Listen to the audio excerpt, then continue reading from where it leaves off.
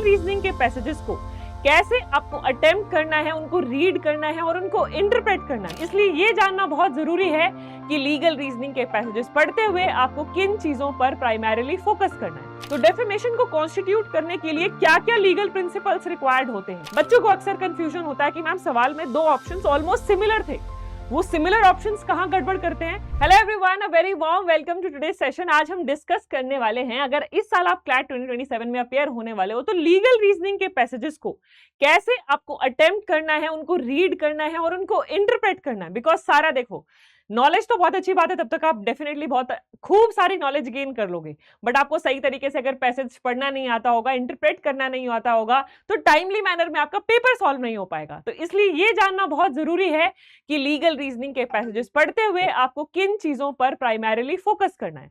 ठीक है जी। सबसे पहले आपको देखना है, कोई भी लीगल रीजनिंग का पैसेज पढ़ते हो, first of all you have to find out the core legal principle in the passage. As we all know, कोई भी पैसेज हमारे सामने आता है, चाहे वो कॉन्ट्रैक्ट लॉ का हो, चाहे वो कॉन्स्टिट्यूशन का हो, चाहे वो टॉर्ट लॉ का हो, चाहे वो क्रिमिनल लॉ का हो, या वो मिसलेनियस लॉज का भी आए, it definitely revolves around a legal principal. उसमें कोई ना कोई लीगल प्रिंसिपल के बारे में बात की गई होगी। अब उस लीगल प्रिंसिपल की कुछ कंडीशंस दी गई होंगी। जैसे लेट्स से क्रिमिनल लॉ में ऑफेंस ऑफ डेफेमेशन की बात की गई है, तो डेफेमेशन को कॉन्स्टिट्यूट करने के लिए क्या क्या लीगल प्रिंसिपल्स रिक्वायर्ड होते हैं, उन लीगल प्रिंसिपल्स पर आपको ध्यान देना है कि ये लीगल प्रिंसिपल्स एसेंशियल हैं। और वहीं उस पैसेज में कुछ एक्सेप्शंस दी गई हैं, उन एक्सेप्शंस को भी आपको ध्यान में रखना है। So first and foremost, passage पढ़ते हुए आपको डीकोड क्या करना है पैसेज में। सबसे पहली चीज कि किस इंपॉर्टेंट टॉपिक के अराउंड ये रिवॉल्व कर रहा है पैसेज और क्या क्या लीगल प्रिंसिपल्स इसमें इन्वॉल्व है। ठीक है, तो पहला कदम ये है। दूसरा है relate facts of questions to principle in passage. अब जो पैसेज में आपके पास क्वेश्चंस आ गए, डेफिनेटली आपके पास एप्लीकेशन बेस्ड क्वेश्चंस आते हैं पैसेज के बेसिस पर ही, तो जो आपको क्वेश्चन में फैक्ट्स दिए गए हैं, उन फैक्ट्स को जो आपने पैसेज में प्रिंसिपल्स पढ़े, उन दोनों को रिलेट करके आंसर करना है। That is very important. अपना पर्सनल ज्ञान अप्लाई नहीं करना है, अपना पर्सनल बिलीव्स को क्वेश्चंस पर अप्लाई नहीं करना है। You strictly have to stick to the principles laid down in the passage.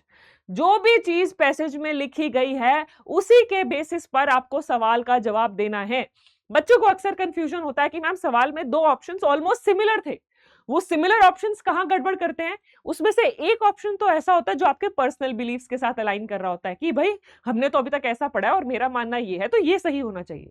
दूसरा ऑप्शन होता है जो पैसेज की लैंग्वेज के हिसाब से सही होता है। तो कौन सा ऑप्शन आपको चूज करना है? आपको वो ऑप्शन चूज करना है जो पैसेज की लैंग्वेज के साथ, पैसेज में दिए गए प्रिंसिपल्स के साथ अलाइन करता है। ठीक है।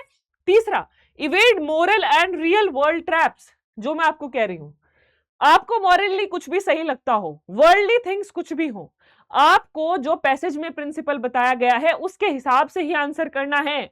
ये बहुत ज्यादा बच्चे गलती करते हैं, उनको ये लगता है कि नहीं यार एक्चुअल में तो ऐसा होता है, पैसेज में तो गलत दिया है, पैसेज हो सकता है कि मिसप्रिंट हो गया हो। नहीं, चाहे पैसेज की लैंग्वेज मिसप्रिंट है, आपको कुछ भी लग रहा हो कि इन्होंने गलत इंफॉर्मेशन दे दी है, पैसेज में जो प्रिंसिपल दे दिया गया है आपको उसी हिसाब से आंसर करना होगा। अपना खुद का ज्ञान नहीं लगाना है। आपको वो मॉरली सही लगे, आपको वो मॉरली गलत लगे, आपको लगता है दुनिया में तो ऐसा नहीं चलता है, ये तो गलत दिया है पैसेज में, नहीं। पैसेज में जो इंफॉर्मेशन दी गई है जस्ट स्टिक टू इट। वो होता है ना, जब घोड़ा दौड़ लगाता है तो उसकी आंखों पे ऐसे पट्टी लगा देते ताकि वो लेफ्ट राइट डिस्ट्रैक्शन ना हो।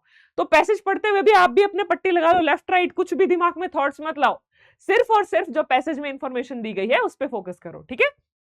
पैसेज इज गॉड, ये सबसे ऊपर, सबसे इंपॉर्टेंट, सबसे रेलेवेंट चीज है। पैसेज ही भगवान है। ठीक है। पैसेज की पूजा करो। कैसे करो पूजा? जो उसमें प्रिंसिपल्स दिए गए हैं, ऐसे कहते हैं ना, जो भगवान जी कहते हैं उसी से ही जीवन चलता है, वही हम चीजें जीवन में फॉलो करते हैं। तो वैसे ही पैसेज भगवान है, पैसेज में जो कहा गया है उन प्रिंसिपल्स को मानो, उन प्रिंसिपल्स के हिसाब से ही आपको सवालों का भी जवाब देना होगा। ठीक है। डोंट गेट स्टक, ये बहुत इंपॉर्टेंट है। पैसेज, एक पैसेज पढ़ते हुए आपको लग रहा है कि आप उसको इंटरप्रेट नहीं कर पा रहे हो, आप उसको समझ नहीं पा रहे हो, इट इज, उसकी वोकैबुलरी थोड़ी डिफिकल्ट है, उसकी लैंग्वेज थोड़ी डिफिकल्ट है, ऐसा कॉन्सेप्ट आज तक आपने आपको कभी भी देखा नहीं, कभी भी पढ़ा नहीं है। So don't get stuck on one passage, अगला पैसेज पढ़ लो। 3-4 पैसेज में भी आप अच्छे से सॉल्व कर लोगे तो आपका मोटिवेशन अच्छे से बढ़ जाएगा, फिर दोबारा इस पैसेज पे आ जाना, दोबारा सॉल्व कर लेना।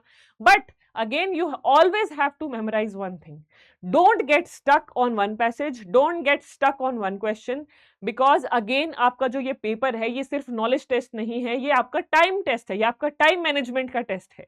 आपको जानबूझकर ऐसे पैसेजेस या ऐसे सवाल दिए जाते हैं जिनमें आप अपना टाइम वेस्ट करो, जिसमें आप अटके रह जाओ। आप जिद लगा लेते हो, नहीं मुझे तो इसे सॉल्व करना ही है। जिद नहीं करनी है, जिद की वजह से नंबर कट जाएंगे और अपने ड्रीम एनएलयू में जाने का सपना अधूरा रह जाएगा। तो जहां कहीं लग रहा है कोई चीज एक्स्ट्रा टाइम ले रही है, उसको थोड़ी देर के लिए छोड़ दो और बाकी पैसेजेस सॉल्व कर लो। ठीक है जी। तो ये कुछ इंपॉर्टेंट चीजें हैं जो आपको ध्यान में रखनी है जब आप अपना क्लैट में लीगल रीजनिंग का पैसेज सॉल्व करोगे।